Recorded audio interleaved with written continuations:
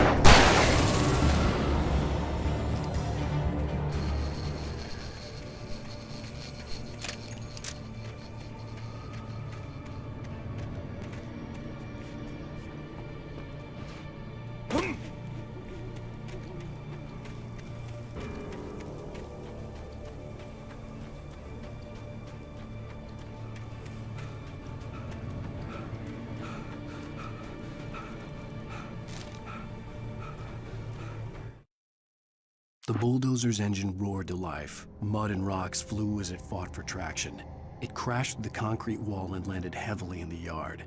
If it were an animal, it would have shaken its head after the impact, fixed its eyes on me, and charged. Of course, it had no head, nor eyes.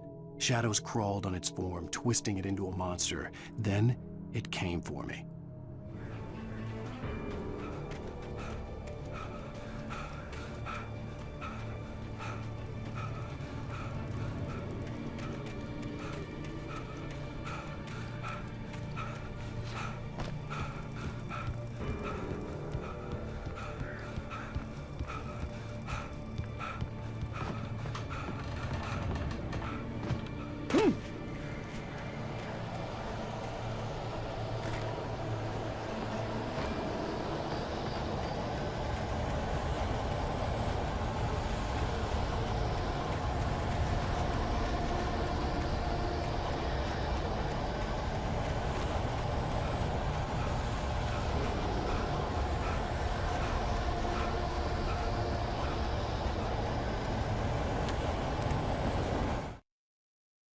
Sarah trusted her gut, and her gut said Agent Nightingale was an asshole.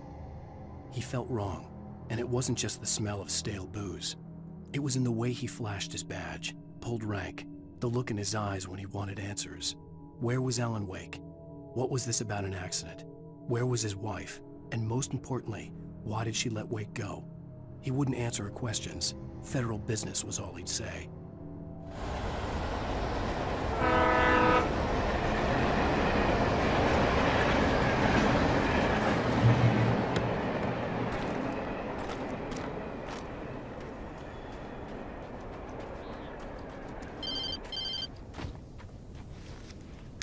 Hello? The most stubborn man I've ever met. Alice? Alice? Alan. Alan. I'm so afraid. Keeps me in the dark. Please help me. I look at you, Alan, and it's not you. Something else.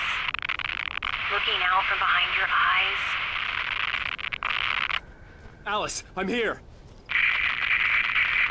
I'm so alone here. It's all gonna go to hell. You need to be careful. Cooperate. The connection had been terrible, but that wasn't the only thing that hadn't been right with the call. She sounded wrong somehow, but she had called me.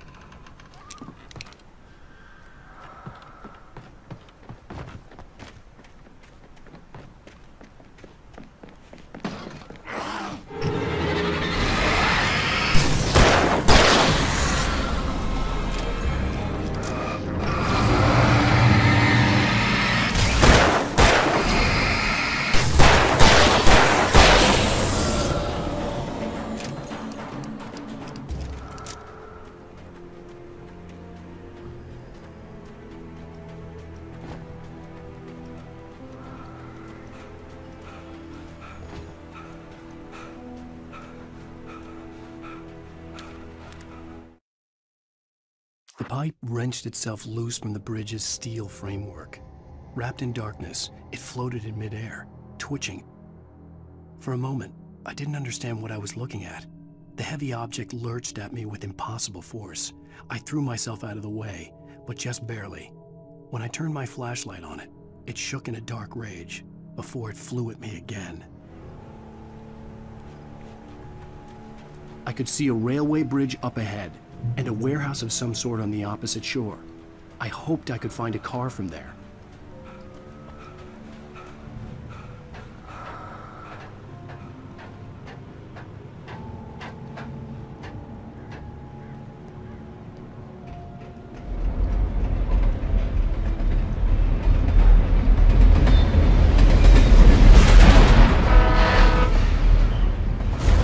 That was pursuing me was growing stronger, and it was taking over everything in its path.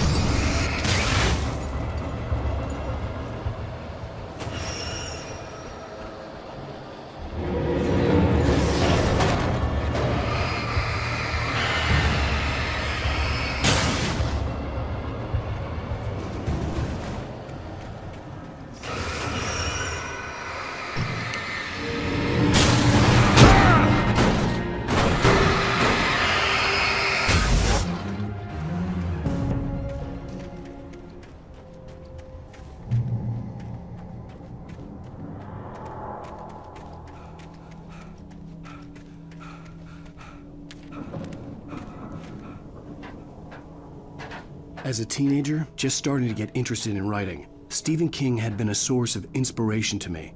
I thought about all the inanimate objects that had come to life in his books.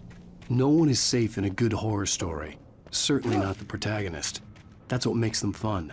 This was anything but. The darkness could possess anything, and it was getting closer.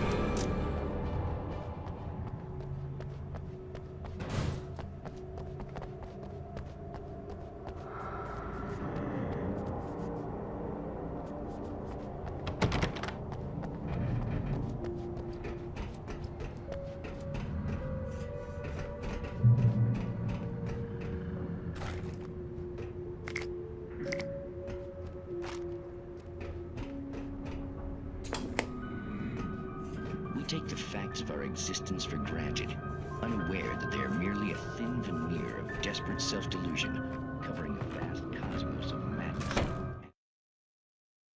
I slammed the door shut right in his smug face. He pleaded for me to open the door. True to form, the asshole actually thought I would obey. I had no sympathy left, no guilt either, not for him. I took a moment to savor the scream. I bet I had a smile on my face. It was all that I had time for. The dark presence was inside the lodge with me. The darkness surged towards me, sucking everything loose from the ground into its depths, tugging at my clothes. I saw the flare the kidnapper had dropped and threw myself towards it just as I felt my feet leave the ground. The darkness embraced me with the force of a tornado. Somehow I managed to light the flare. The darkness roared and cast me away. I fell toward the dark waters of the lake far below. All too often, the stars are right. Nice springs.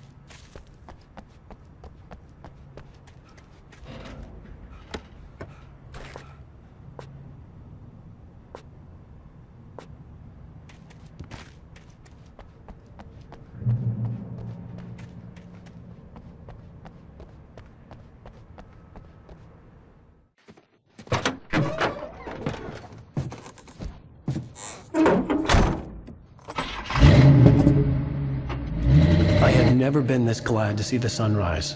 I had a couple of hours to get to the coal mine.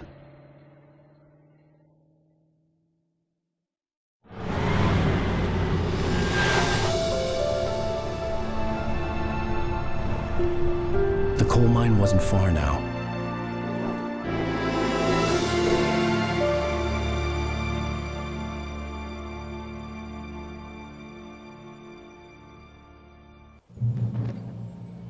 Today, kidnapper, and he would give me Alice. I wouldn't give him any other choice. A drowning man will clutch at a straw.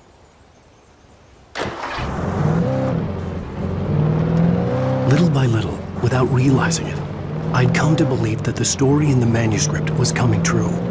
The current of its narrative had taken me deeper and deeper into dark waters. Alice had been taken from me.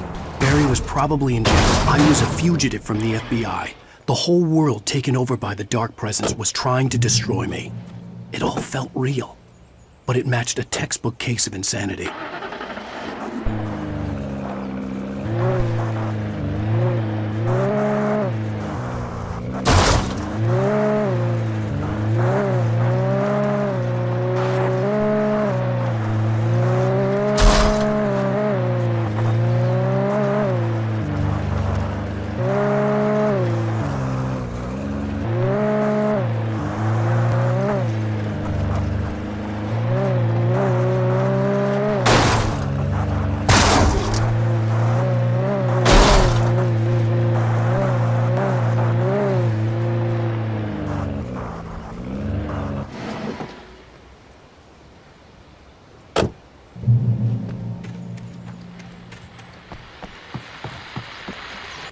This is Pat Main, and you're listening to KBF-FM. Folks, I want to apologize for kind of abandoning you to that looping music track last night, but I was detained.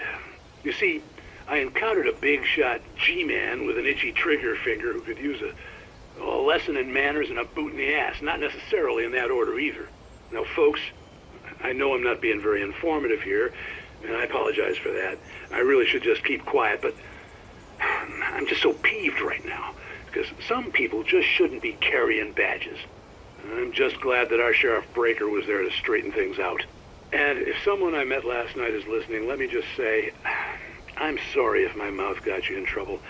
I'm pretty sure you're not the bad guy here. Godspeed, son. I hope you know what you're doing. Now, on a lighter note, I'll be talking to Dr. Nelson all morning.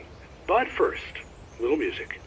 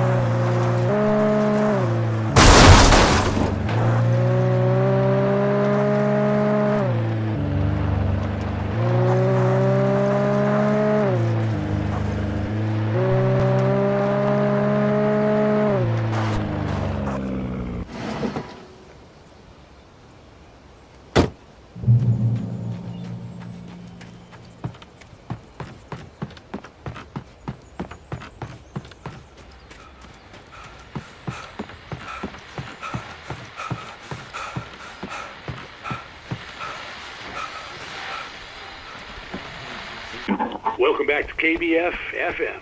Hope you enjoyed that tune. Now, Doc, you were talking about life and finding that special someone, that soulmate. Well, you were talking about that. I was saying I don't buy it. Well, see, to me, that's strange, because I always pegged you as a hopeless romantic. You got me there, Pat. But I think love's where you look for it. And you need to do a lot of looking, sure. But the idea that there's that one special person out there for you, and if you miss that chance, it's gone forever, and you're forever incomplete. I mean, isn't that depressing? Or, heck, childish even? Hey, there's plenty of fish in the sea. And apparently a fisherman has a fishing analogy for everything, but what you're saying, isn't that a little harsh? Well, no. What I am saying is that your potential for finding that connection isn't limited to what's essentially a chance encounter. How is that harsh? Yeah, well, I guess that's a nice thought, but let me say something personal here. Okay. Now, well, I don't disagree with you exactly, but I can't really fit that together with what I feel, what I felt for someone, because she was the one. She was. And I let her drift away from me. Maybe I didn't put in the work, I don't know, but, well, since then, and it was a long time ago, but since then there hasn't been anyone, not like her. And I'm not saying I dwell on her or haven't moved on. I like my life. I'm not living in the past, but I do miss the way she completed me. You can't argue with the heart, Pat. I'm sorry, folks. I had kind of a scary experience last night, and let's just say it's shaken a few things loose.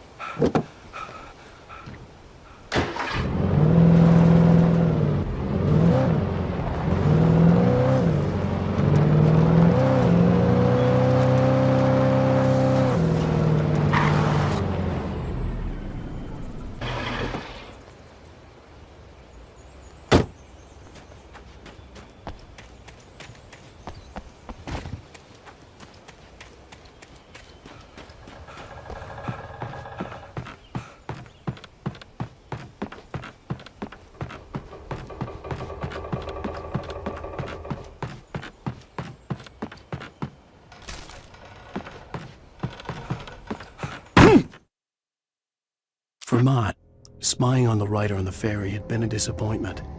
His boss had made Wake out to be something special, but Mott hadn't been impressed. He'd gotten a good long look at the wife, though, and he liked what he saw. Mott had fantasized about goading Wake into a fight, but it hadn't happened.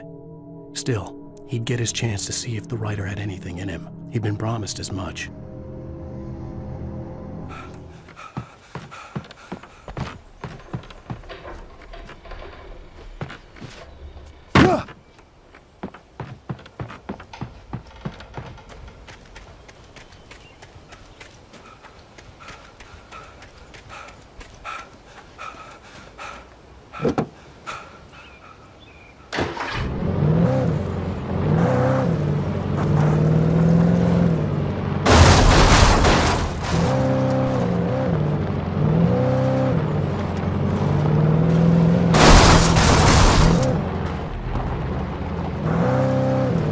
was early. I was supposed to meet the kidnapper at noon in the main building. The coal mine was quiet. It was a museum now,